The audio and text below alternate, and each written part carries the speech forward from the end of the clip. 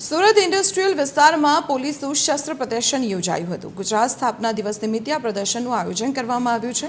Chetak commando અને rescue ટીમના સાધનોનું અહીં પ્રદર્શન કરાયું। આપાતકાલીન પરિસ્થિતિમાં વપરાતા શસ્ત્રો અહીં રજૂ કરવામાં આવ્યા હતા। શાળાના બાળકોમાં પણ આ પ્રદર્શનને લઈને ભારે ઉત્સાહ જોવા મળ્યો। મોટી સંખ્યામાં તેઓએ હાજરી આપી। સવારે 10 વાગ્યાથી રાત્રે 10 વાગ્યા સુધી આ પ્રદર્શન ખુલ્લું રહેશે।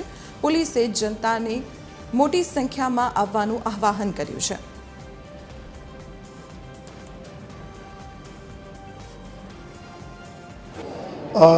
आज थी 29 अप्रैल थी लईने 1 तारीख सुधी तक सवारे 10:30 थी रात्रे 10:30 वागे तक गुजरात पुलिस द्वारा जो उपयोग में लेवाता जेटला भी शस्त्रों है एवं इक्विपमेंट्स जो हमारी प्रजाजनों रक्षा माटे गुजरात राज्य रक्षा माटे पुलिसना अलग अलग यूनिट उपयोग करे छे एना अहींया प्रदर्शन 3 दिवस राखवामां आवेला छे।